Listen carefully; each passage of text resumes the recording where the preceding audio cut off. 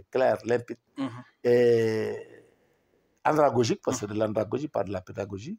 Donc, c'est les attentes pour libérer les forces de sécurité afin qu'elles puissent entrer dans l'aune du débat public et des connaissances publiques. Parce que quand on parle, par exemple, de VBG, VSBG, violence basée sur le genre, violence sexuelle basée sur le genre, la protection de l'enfance. Et tous ces détails-là, ça leur permettra qu'à la seule lecture, ils vont avoir des arguments intellectuels qui leur permettront de jouer une partition dans la société et d'être plus respectés dans la société. Et c'est très important. Moi, quand ça va sortir, quand même, je souhaite à ce que chacun l'ait, du coup, lire tout le temps. Et puis, quand tu t'adaptes à ça, tu conserves les connaissances, tu t'adaptes aussi, tu auras un background d'une personne responsable. Une personne qui peut jouer sa participation dans le développement socio-économique du Sénégal. Machallah. Donc, lolu nek na ben ouvrage bu am solo normalement d'ici février. Février, Inch'Allah. Voilà. Donc, on a fait première G, après, on va faire les invitations, la publicité et tout. Et puis, on va faire de sorte que tu seras le maître de cérémonie et de sciences pour gérer la chose, pour montrer en grande ligne ce qu'il faut faire. Mon ami Djibi Diakhaté va venir pour dire la quintessence et la logique de cet ouvrage. Et moi, je le dirais, l'origine, c'est très simple. J'ai été aux Nations Unies. J'ai vu beaucoup de documents dans les pays en conflit. Il fallait qu'on les remette sur les scènes, sur les sellettes du développement socio-économique, l'entente durable entre les personnes, la crédibilité des institutions étatiques, l'organisation des institutions étatiques, la gendarmerie, la police, la magistrature, la formation des hommes, ce qu'on appelle le renforcement de capacités. Et tout ça, quand on le fait, on fera un État comme la Côte d'Ivoire. Ce que nous avons mis en place en Côte d'Ivoire jusqu'à aujourd'hui, la Côte d'Ivoire est devenue un pays organisé et ordonné, parce que chacun connaît ses limites, ses pouvoirs, ce qu'on appelle les droits et devoirs. Tout à fait. Donc, c'est intéressant. À la limite, c'est important aussi pour les civils. Mais bien sûr, il y aura beaucoup de civils qui seront intéressés à lire ça. Oui, tout à fait. Et puis, ça surtout les instituteurs, les fonctionnaires, les gens qui sont dans les services aussi en ont besoin. Oui, tout à fait. Et puis, surtout les policiers, les gendarmes, les douaniers, les eaux et forêts, l'administration pénitentiaire en a besoin.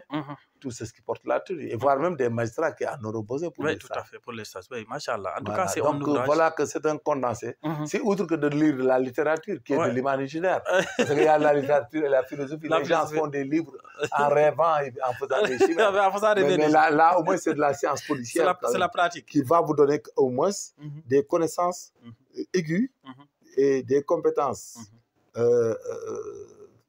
Des compétences avérées, si tu adoptes ce comportement, tu fais la chose comme ça, tu seras un bon agent de police, un bon gendarme, un bon militaire, un bon pénitencier, un bon agent des eaux et forêts, un bon douanier. Service d'hygiène aussi. C'est ça qui est important dans ce que nous formons dans nos pays. Mais de la littérature, comme le disait Orage au désespoir, blanchi dans les travaux guerriers, comme on dit le Cid là. Donc il rêvait, ou bien Victor Hugo qui faisait les héros de son papa, en disant que mon père c'est héros au Kitsansidou. Bon, il a trouvé un Ouroussar, un des ennemis là qui était blessé sur le champ de bétail et qui criait à boire, à boire. Au moment que son père se descendait pour lui donner à boire, le Ouroussar tenait un pistolet à main en tirant sur mon père en criant Karamba. Le chapeau tomba et que le cheval fit un écart en arrière, pourvu que la balle était très proche du front de son père. Mais il l'a imaginé, ça n'a pas existé. Mais c'est Victor Hugo. C'est Victor Hugo qui voulait vraiment faire des héros. Faire voyager les gens. Il a voulu dire que son père était important. Oui, tout à fait. Mon père fait héros au Souril Sidou, accompagné de Roussard pour sa grande taille et sa haute taille, parcourir à cheval le champ tout couvert de morsures qui tombaient la vie. Donc voilà que Victor Hugo avait tendance à vraiment aider à parler de son père. Et puis, comme le Cid dans le Cid, Orage au désespoir, aux vieilles ethniques, il parle de ses enfants. Et puis, il y avait une des autres stations où il disait un agriculteur, un cultivateur, fouillez bêcher, ne laissez nulle place où la main ne passe et repasse. Ça, c'était des conseils de sages. C'est ça qui était bon. Mais maintenant, on n'écrit plus de la bonne littérature. Non, on n'écrit plus. On n'écrit plus. Parce que ce qu'on écrivait à l'époque, ça permettait aux gens d'avoir un comportement. Parce que le cultivateur qui donnait des conseils à son père, mais les autres cultivateurs qui étaient à l'école, les enfants de cultivateurs qui sont partis à l'école, qui lisent ça, ils peuvent s'adapter à ça. Ça, oui, tout à fait. Voilà. Et puis l'autre disait la sagesse de son père et tout ça. Et puis c'est partout des stations de la littérature haute. Mais depuis Albert Camus, et puis depuis Sembène Ousmane, les morts ne sont pas morts, c'était pas par hasard. Voilà, c'était pas par hasard. Mais ils voulaient nous parler des morts, de la mémoire des morts, mais ils sont morts. Hein. Les corps sont morts. Mais tonton, dinañ dem benn émission spéciale boo xam ne on va parler que de la littérature. Mais bien sûr. Il me semble que vous êtes riche et armé, bien armé. Il faut savoir écrire, mais malheureusement que maintenant, ku wax ñu naan de xam nga les Sénégalais àndandoo. Mais nous devenons des nullards parce que nous avons tellement d'intellectuels qui ont été dans les universités, qui ont fait du français, qui ont fait de la littérature, qui ont fait de la philosophie. Mais jusqu'à présent, mais d'autres taxaw sa gis kenn ku décrire màggal gi def ci benn bouquin màggal de Touba sous un ciel nangam les véhicules nangam tu parles des hommes qui se débattaient des Baye Fall les chameaux qui se perdaient dans des mais il y a tout il y a beaucoup de choses à dire mais personne n'écrit sur rien on n'écrit sur rien les gens n'écrivent mais c'est la vérité gis nga même les événements là par exemple tu dis l'avènement d'un parti, ceci, cela. Et puis tu commences et tu expliques tout le cheminement, comment ça s'est passé. Voilà, du début à la fin. Tu expliques l'avènement de ce monsieur qui a été radié dans la fonction publique, qui s'est révolté, qui a dit ceci, cela, qui s'est... Et puis ça peut être un très bon... Mais bien sûr, c'est facile à écrire. Mais Ousmane, même bon frère, bindal ko aman mën naa ko bind mën naa toog fenn ci benn plateau en 2 heures de temps ñu bind ko. Oui, tout à fait. Mais parce que dañ dul yëngal seen cognitif yi sur l'essentiel. yow foo toll yaa ngi wax lu neex waa ji yaa ngi jéem a labaj ko loo amee dara gisoo fi paa yi fi nekkoon yëpp topp affaire bi bañ leen nommé ay PCA déggatoo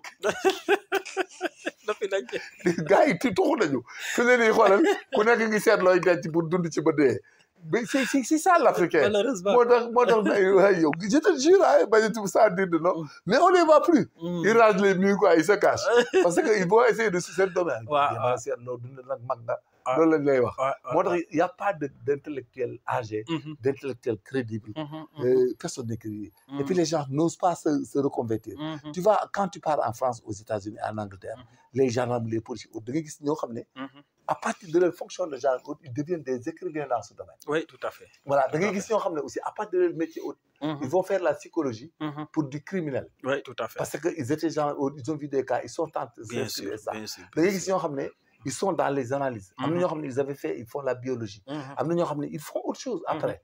Mais malheureusement, nous ici, non, c'est autre chose. L'arbre à palabre, de ma retraité, le cours de et puis, d'une Django aussi, des non, ils n'apprennent pas beaucoup. Ils n'aiment pas apprendre. Donc, bref, c'est ça. Merci, en tout cas, c'est important. Prochaine fois, deuxième partie émission, on va parler de la littérature.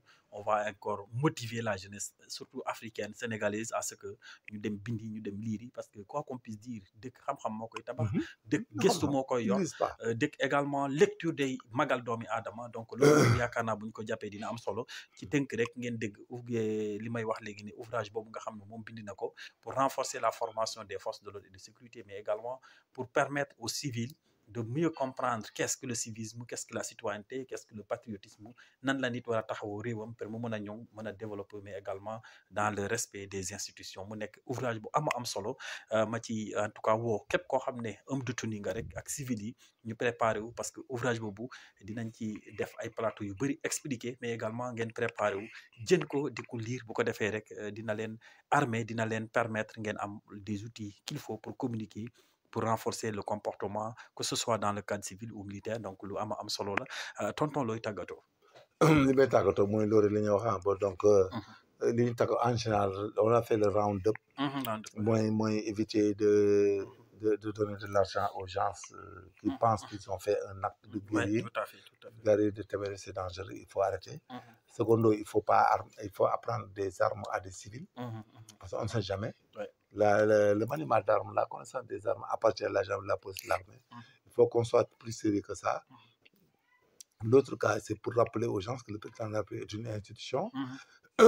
Ces fréquentations doivent être encadrées. Il ne peut pas habiter Ndiaganiao et autres. Et il n'a pas de logis. Il n'y a aucun dispositif pour le recevoir. C'est illégal. Il faut lui faire ça quand même.